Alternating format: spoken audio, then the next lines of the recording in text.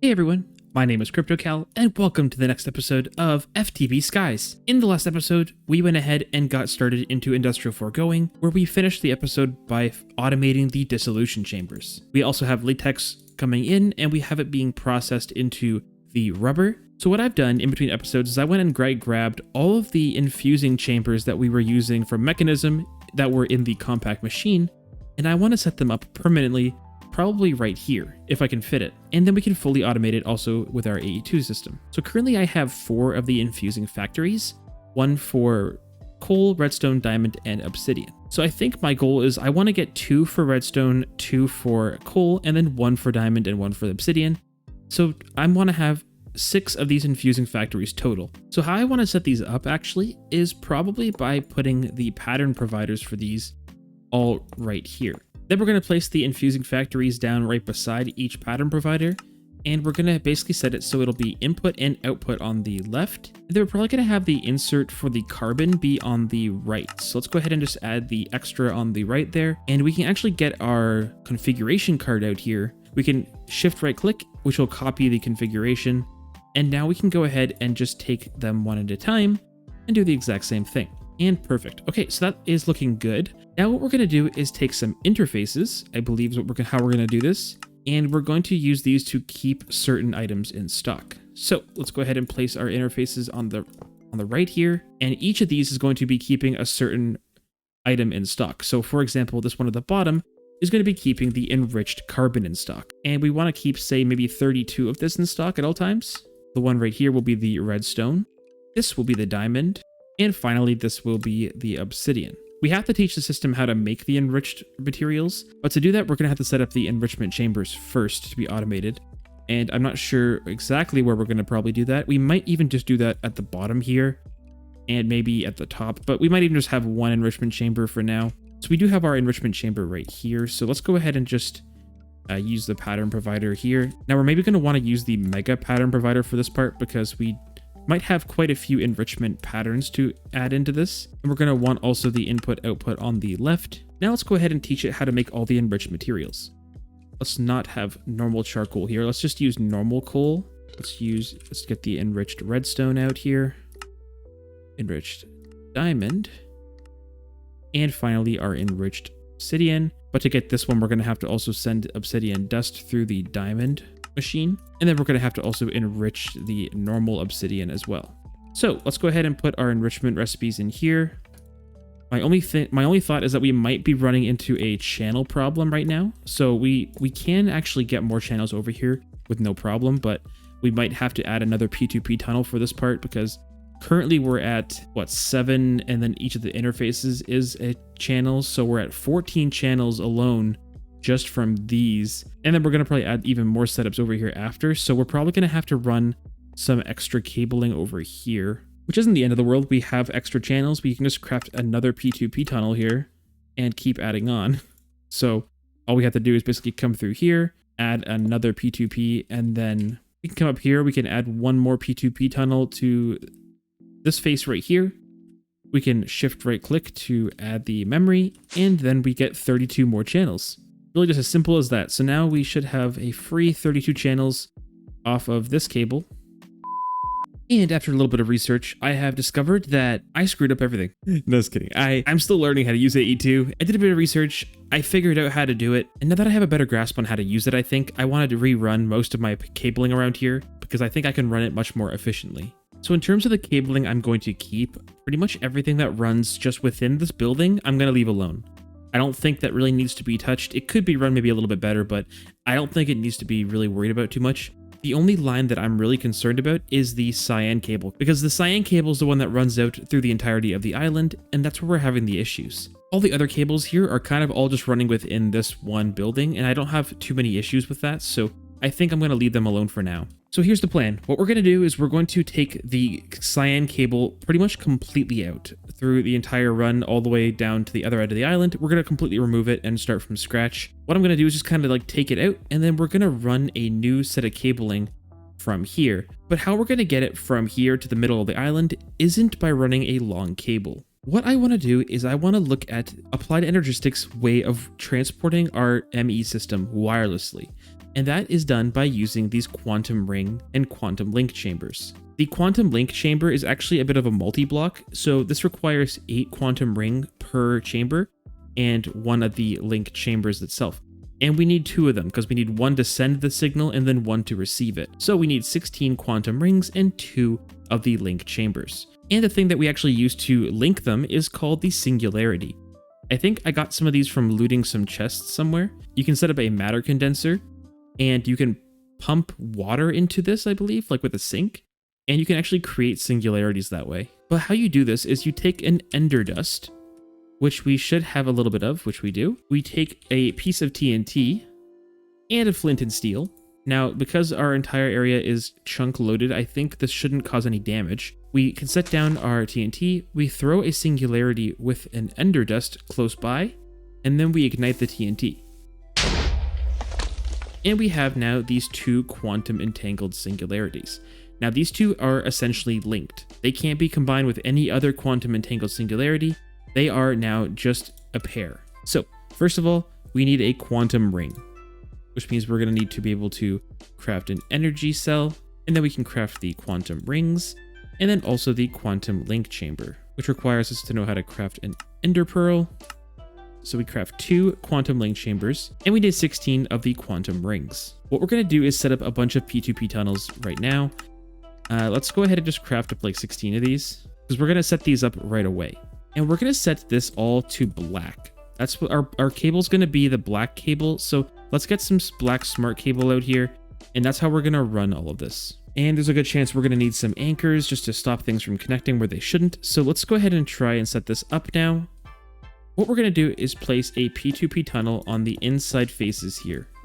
And then we're going to hook up all of these just like so. We can also set up, I think, even a couple extras. Let me go ahead and get the dense cable out. We're going to need some dense cable for a little bit here. So the black dense smart cable is going to run off of here. And notice that none of these are actually connected directly into the ME controller, which is why it says that there's too many channels. This is actually what we want to be able to do in order to use the P2Ps properly. And the way I had it before was I had it hooked in, if you can see over here, I have this dense cable hooked in here. This is actually the problem, is it's going right into the controller. Now, what we want to go ahead and do here is we want to make sure we have 1 anchor right here, because we have to run the dense cable 1 further down, and we don't want this to connect into the controller at all. Then we can go ahead and hook up these 2 so that these P2P tunnels will also be online. Now, this is potentially going to look a little bit strange, but what we have to actually do now is take a point. Let's put the point down here. And actually, that's going to be a great spot to put it. Let me just stop it right there. And now we have to get 1 more controller out, which I actually have in my inventory. And we have to place this down right here. Now, normally this would be a problem to have a controller this way because it's not actually hooked into the main network here. However, this actually isn't a part of this controller. It's a part of our main network, but it's not actually hooked up to the controller directly. Oops, my mistake. We had to break this off here. We have to make sure we have an anchor right there so that we have 1 dense cable that can sit and not connect into the controller. So currently we have 11 channels on this network. Now what we're going to do is set up our quantum ring. So we're going to come in here. We're going to place down a 3x3 with the center open, and then a quantum link chamber in the middle. And it has formed the multi-block now, the whole chamber. So now what we have to do is we essentially just want to run our dense cable straight into the bottom of this quantum ring. And it says our device is online. So what we're going to do is take 1 of our quantum entangled singularities and place it right here. So now this is good to send to a different location.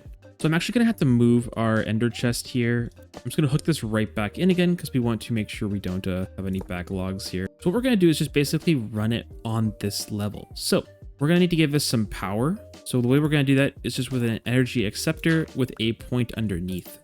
So let's grab ourselves the point, energy acceptor. I think that should accept power that way, but if not, we can move it. It can be a little finicky, but I think it has to be into one of these quantum rings, not the middle chamber. So let's go ahead and try that one more time. Now it's online. Okay, so it's not linked, but it's online, meaning that it's powered. And now we can put the quantum singularity in, and there, it just lit up. It is fully online, and we can now extract channels out of this. So now we can just place down a P2P, link them up, and that's going to be much much better. So what we're going to do is basically just run our network here in cardinal directions with the dense cable, and then we're going to branch off with P2P tunnels to various different buildings and setups. Now we can come back here and let's go over to our P2P area. Let's grab this P2P tunnel right here. So again, this will count as one of our P2Ps that we can use. So it's taking up one channel of 32 here. But now after this, we're basically free to run our cabling wherever we need to. So let's go rehook up our Britannia system, because that was one of the ones that got taken offline. And here's our normal line. So this shouldn't be too hard to reset up again. All we have to do is run the cabling this way. All we have to do is just run a little bit of our black glass cable off. And here's where we're going to get our P2P channels from. So here is our main channel right here. And I have to obviously link this up. All we have to do now effectively is just to right click here. This is now online and it's linked. So we can just go ahead and put in a dense cable like this, and everything else should be online again. So it's really just as simple as that. So now we see that we have 8 channels total here, but it's only taking up one channel on our main line. Now, because this setup here for mechanism is potentially going to be quite a lot of channels, if we do something at the top here, we'll basically have 8 pattern providers and 8 interfaces. It's going to be about 16 channels by itself. If one P2P only gives 32, that's basically half of our channels gone just from this one setup here. So I might even run 2 P2Ps over this way, one for each side of the building. And there we go. This is now linked. So that should be good for all of this setup and all of this setup. 14 channels, so those all should be online. And then we can just run our normal light blue cable, I believe, over here. All we have to do is hook into this one, hook into these 2, and we have 3 channels off of this and 14 off of this one. So we should have effectively 17 channels total. But again, it's only like one channel here so far because we have the P2Ps. We're starting to figure it out. All right, so I ended up moving the infusers down by 1, and I put the crushing and enriching factories up top here, just so they're a little bit better organized and we can see things a little bit easier where they are. But effectively, these are all good. All I have to do is kind of come back through here and dump in some of these. I have to reconfigure the interfaces, and I have to redump in the recipes for the enrichments. All right, so all of these now have power just by some cable in the back, and we're all ready to go. Now we can start crafting some recipes in these because we need to start getting a bunch of resources from mechanism, mainly being a bunch of the alloys. The redstone one right here can take the alloy and then also the basic control circuit. The diamond one can take the reinforced alloy. This one is the atomic alloy. And that is all of them, I believe. I'm not sure why the enriched carbon isn't being pulled in here. All right, let's put this system through a bit of a stress test then. Now that I have these exporters all set up, I want to craft up a stack of these. Actually, let's do 256 of these ones because we need them for a quest. And let's do like 100 steel. This crow keeps coming back. No matter how many times I try and get rid of the crows, they always come back. I have so many of those dread lamps down, and this little guy just keeps sitting by the landing pad here. He thinks he's the helicopter or something. So I went ahead and did a little bit of framing out of the build inside here. Now that we have the mechanism area pretty much all set up and ready to go, I think it's time to push further into Industrial Foregoing and get some of the higher tier machines. To do that, we have to get ourselves some pink slime, and the way we get pink slime is by using a mob slaughter factory. Now, the amount of pink slime and liquid meat actually changes depending on what type of mob you're killing. I believe that the passive mobs, and that are considered animals, give more pink slime, and the hostile mobs give more of the liquid meat. But what I'm more interested in is the pink slime. So I have a sheep spawner here that is a quite fast sheep spawner. We probably don't even need one that's that fast, truly. We might even be able to go ahead and get a spawner that is quite a bit slower, just for our frame's sake over in this area. And maybe go ahead and grab like a zombie spawner or something, and we can maybe change that to a sheep. Do we have any spawn eggs that we can use? An energetic sheep spawn egg? That could actually work. I am going to go ahead and speed it up a little bit, but I don't want this to be too fast. These were some of the spawners that we got from that castle, so they are Some of them are pretty decent, but others are just kind of your basic spawner. So I think just going ahead and upgrading a basic spawner here will probably be totally fine. Now for the spawn range, I actually want this to be a little smaller than normal because the space that I have this planning on going into, it's actually only 4 blocks deep here. So I don't really want this to spawn outside of these areas. So if I make the spawn area, I believe 2 radius, that should be totally fine. And the way that you actually reduce one of the stats on a spawner is by using a piece of quartz in your offhand. So normally to increase the range of a spawner, if you had just your blaze rods normally, we can see that the spawn range can be increased all the way up to probably like 8 or even more, which means that it'll spawn mobs up to 8 blocks away from the spawner, which actually isn't what we want. We want the opposite. We want this to be about 2. So now it'll basically be contained within a 5x5. I go ahead and place this up top here, and I am probably going to want to put a redstone link on this so I can turn this off if I want to.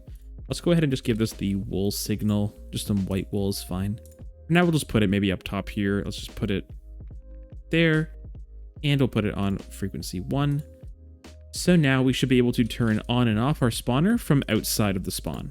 And there we go. It is in fact spawning, and hopefully this will be able to spawn mobs. I don't actually know if this will, because normally it has to have grass within its range. There is a way we can get around that actually though, by using a dragon egg on the spawner. It will actually ignore the spawner's spawn conditions, such as the sheep needing to have grass nearby. So if I hit this with a dragon egg, no, the spawner isn't actually wanting to spawn these at all. I might end up trying it with a different mob egg. All right, now will this villager spawn egg work a little better? Let's see. I come inside here and I replace this. Yes, that actually worked. Okay, so that's actually good to know. So villagers will work. There was an issue, I guess, with the energetic sheep spawn egg. I don't know if it just has a weird condition or something, but the villagers will work. So we're going to go ahead, I guess, and use them. The mob slaughter factory doesn't actually give any mob drops, so there's not really a need to have a mob in here that gives anything useful. So this will actually work okay. We have to go ahead and make the mob slaughter factory, which is going to be not too difficult. Let's go ahead and just grab a little bit of that, and we can auto craft the rest of this stuff up. And we can go ahead and place this down pretty much right here. Now this is going to need some power, so we're going to have to give this some power, but we're also going to want to give it some add-ons. We'll give it all of our efficiency and speed upgrades. I don't even know if we really need all these upgrades, to be honest, but we'll go ahead and give it the upgrades to begin with anyway. And we'll have to give it a little bit of power with our point. And it now, if you check the hide working area, you can see that it actually only works right in front of it by default. So it's actually not going to do anything. What we have to do is basically give it an add-on that'll increase its range. And there's a whole bunch of different add-on ranges that you can craft in the dissolution chamber. I was going to do the range +3, but in thinking about it now, I might actually want a little bit longer of a range. So I'm thinking maybe the +3 or +4. I'll go with the +4 for now. It's very cheap still. There's not really much in the way of cost upgrade here. They're pretty cheap to upgrade to, but we just don't need any of the super long range ones. We'll grab this and place it inside of our mob slaughter factory. There we go. So now we have actually increased our range by quite a bit. And as you can see, we have some liquid meat and some pink slime in here. Now, I just realized that the villagers apparently give way more of the liquid meat than the pink slime. We're going to get it so frequently that I don't really know if it's going to matter too much. All right, so that is running and we are generating our material, which is fantastic. We just have to hook this up to our AE system now. And I think to do this cabling a little bit more clean, I'm going to go ahead and use an entangled block. I'm just going to place this right here. And we do have at least one more channel. We have 2 more channels on this one line, so that should be fine. Let's go ahead and grab our importer here. Let's place an importer on the side. And here we're going to have to add 1 capacity card and then add some acceleration cards. This probably just needs the 1. I don't think we need more than that. But what we want to do is set this for pink slime. There we go, the pink slime here. And then also we want it for liquid meat. And now we'll go ahead and we'll grab this up here, the mob slaughter factory, and we'll entangle it here. And what we want to make sure we do is have our meat and pink slime on pushing on all sides, just to make it easier so that we can come in here and entangle the block. And I think this should start to import all of the fluid. If we take a look at our system here, we should be able to see our fluids by going to pink slime. We can see that we have it coming in, which is fantastic. And we also should have our liquid meat. Into this cell that I have been using for our latex, I went ahead and partitioned it to include also the pink slime and the liquid meat. So all of these are actually being stored in this one drive still. I went ahead and added this equal distribution card because I think what this will do is it will basically partition this drive evenly so that it'll share the storage across all 3 of these fluids. I think that's how that works. So I think that should work out pretty well. And I actually went ahead and added a zombie villager in there, and I added the soul lanterns so they should be able to spawn in here no problem. But our zombie villagers here give the exact same amount of pink slime as the normal ones, so I figured that was a better thing to do than to use the normal villagers. So that's fantastic. I can just basically go ahead and leave this running in the background until we have a good store of our liquid meat and slime. And yes, I did do a little bit of work here. I just kind of framed everything in a little nicer, so I added some spruce trim, and I also went ahead and changed out just this middle area to be the dark oak, the stripped dark oak.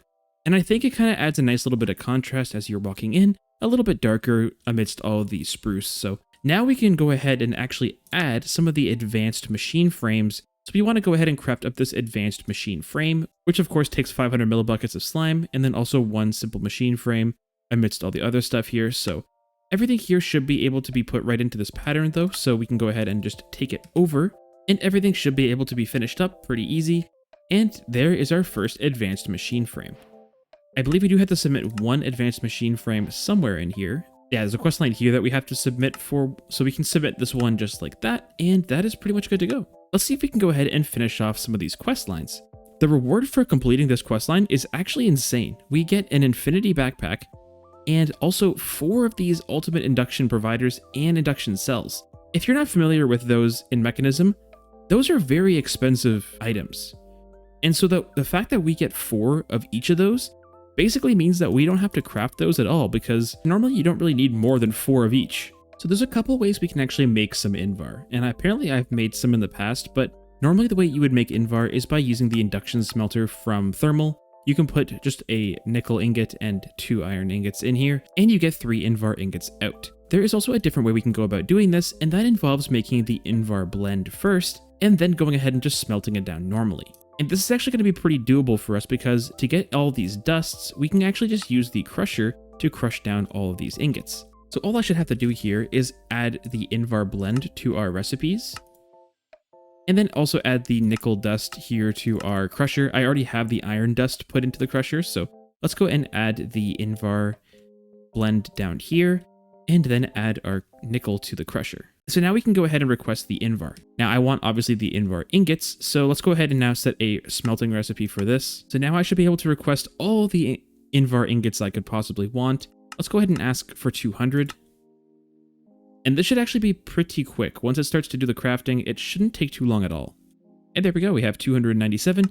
I think the quest requires us to have 4 stacks or so. So we can go ahead and submit that. And there we go, that's basically all finished. To get Echo Shards, we have to trade with a Shady Wizard villager. Now, I believe, if I'm not mistaken, the Shady Wizard uses a job site that is from Ars Nouveau, and I think that's called the Arcane Core.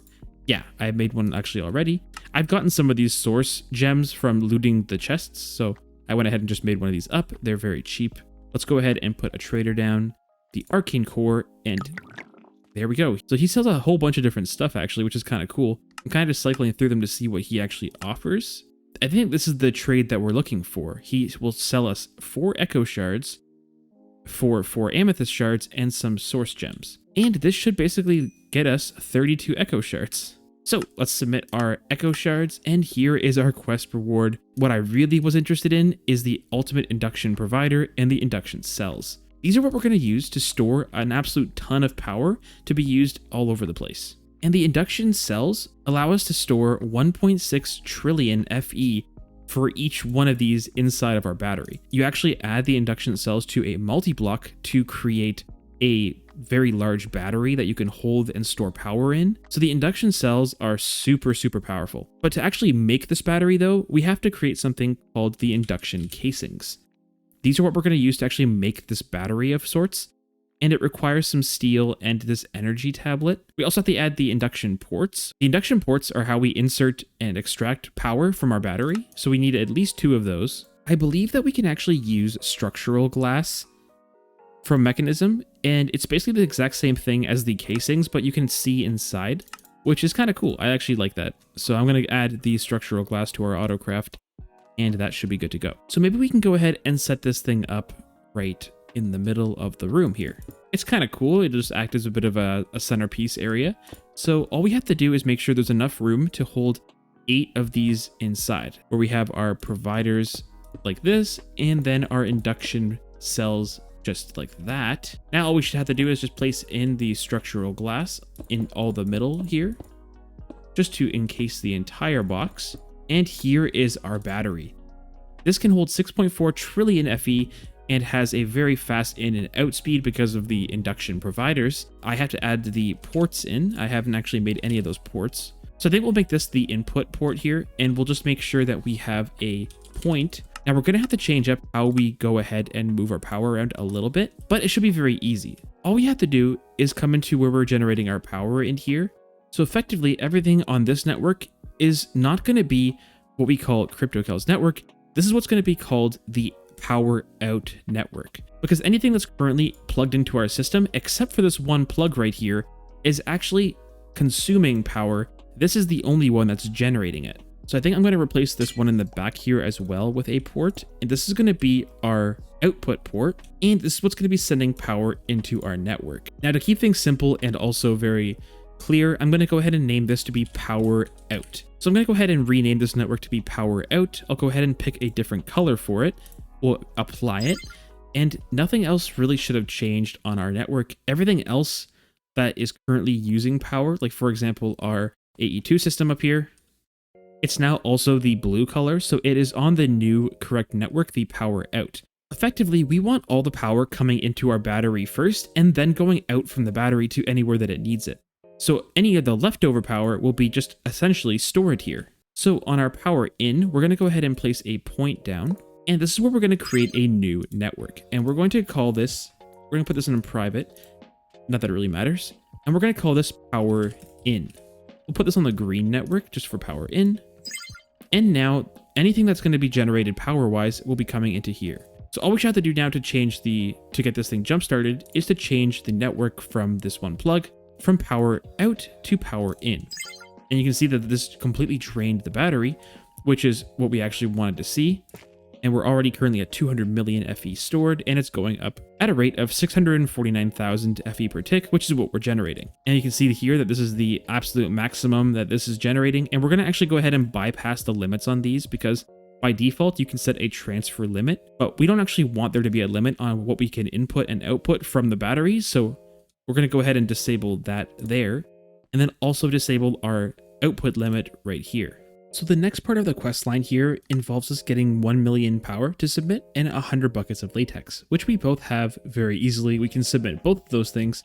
So I'm going to go ahead and get our task screen back out. All right, let's just bring it out just like this instead. We'll go ahead and place down the task screen and the exporter on the back of the task screen, and we'll select the task to be 100 buckets of latex, which we should have plenty of. If I check our system, we have 775 buckets of latex. Let's go ahead and add a couple of acceleration cards to this because that'll basically instantly finish it.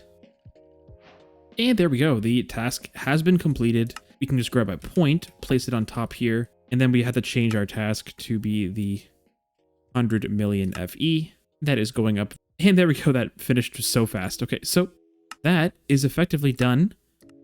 Oh, I submitted the wrong one. This is just a million FE. I did the 100 million FE. 1 million FE. There we go.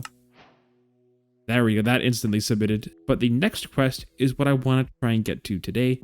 And that involves getting some of the pink slime ingots, which take a full bucket of pink slime. And we need to get 128 of these. So that might be something we have to wait on a little bit. We do already have 33 buckets. So it is coming in at a decent rate. We can go ahead and speed it up a little bit if we have to. I think we'll just let it sit and do its thing for a while because we have other things on this quest line we have to worry about.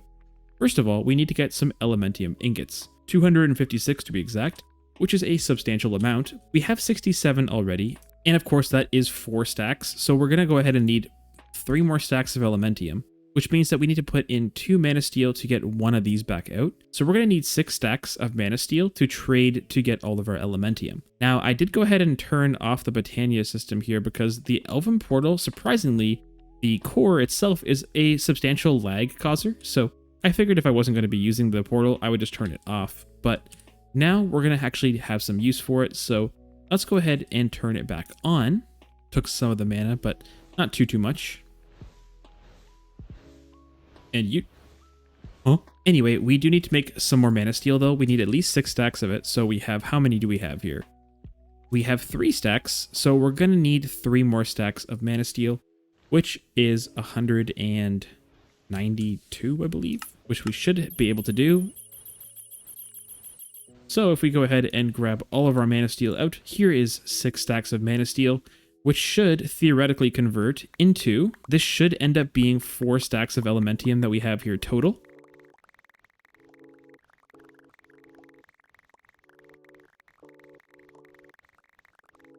And there we go, we have 4 stacks of elementium, but let's go ahead and submit that elementium. The pink slime ingots are going to have to wait, and we're going to need some drenched ingots from Elemental Craft. We do have 22 drenched ingots already.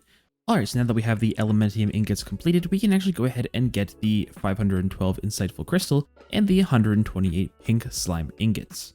The pink slime ingots are crafted in the dissolution chamber by using some pink slime, as well as some gold and iron. Now, we should have some pink slime in our system. We have 93 buckets of pink slime, which means that we're getting pretty close to the 128 that we're going to need for this to be finished.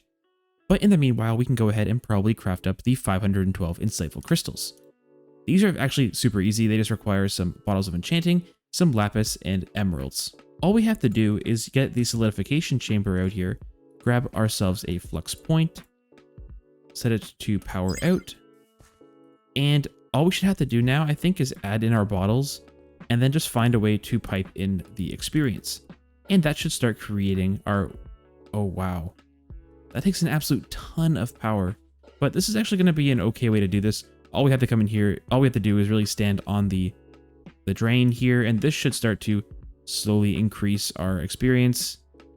It looks like it is keeping up with it, so it's a relatively slow process, I guess, but because we only have to really do this once to get all the insightful crystals, I'm not too worried about that at all. And I think this should be more than sufficient for what we need. We could probably even just use our temporal pouch a bit to speed up the actual solidification chamber. And there we go. We have all the bottles I think that we're going to need. Let's go ahead and just take this off, but let's go ahead and make sure we have enough before we take this whole system down. Let's go ahead and see if we can craft up all of these. And we're going to need 512, which I believe is 8 stacks. So let's go ahead and get... Wait, do these not stack? Let's go ahead and see if we can do this via the task screen. Place our task screen down just like this, and we'll set an export bus on the back here. Now all we have to do is make sure that we have a crafting card.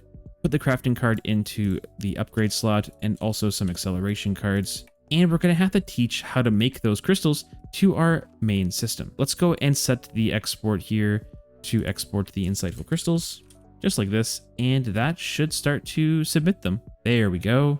That is going up nice and quickly. Oh, there we go. It just needs a little bit of time to get crafting. So that is definitely the way to do that. If you can't find a way to stack those, crafting 512 and submitting them manually would be an absolute nightmare. And it's just about there. Let's see. And perfect. We have finished completing that submission. So we can just grab this, and honestly, we could probably even just wait and set this to also craft the pink slime ingots. So let's go ahead and just maybe add that. And we have to go ahead and select the pink slime ingot.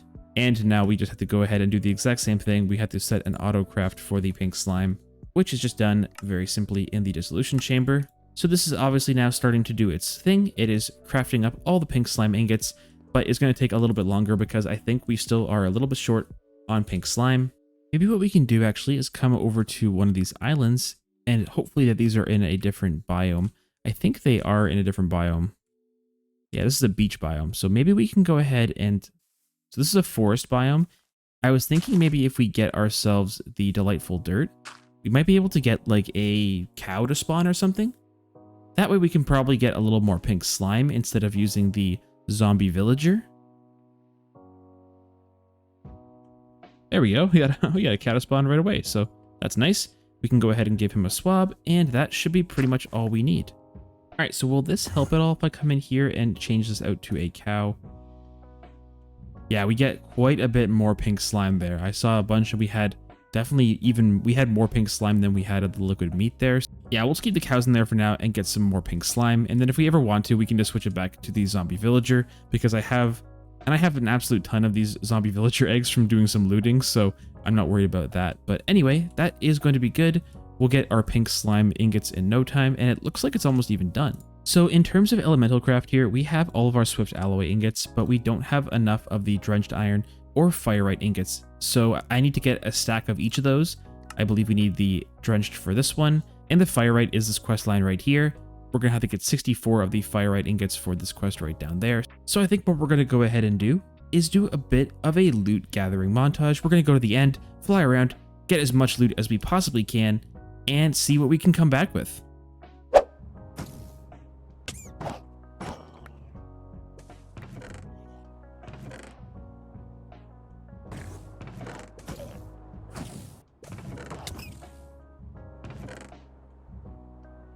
Gonna jump back in here just with some quick commentary.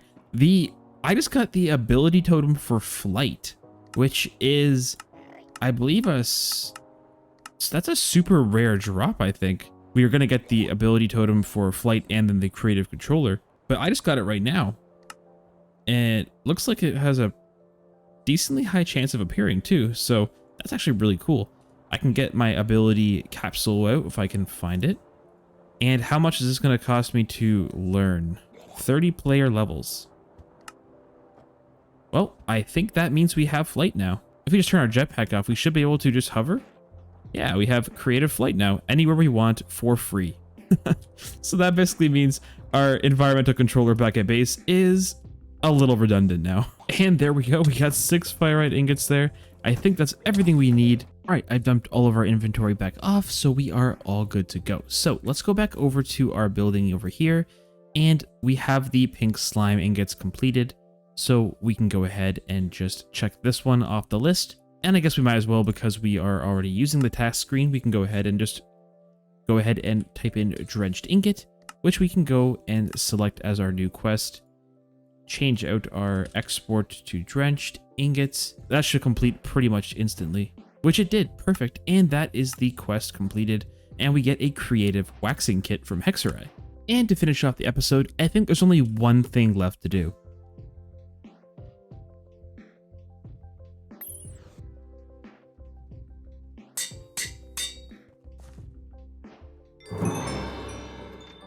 We have a helicopter. Anyways, everyone, thank you very much for watching. I really hope you did enjoy. If you did enjoy, feel free to leave a like, comment, and subscribe to the channel. Also, if you haven't already, be sure to join the Discord. The link is in the description down below. But that's it for me, everybody. I will catch you all in the next episode. Bye!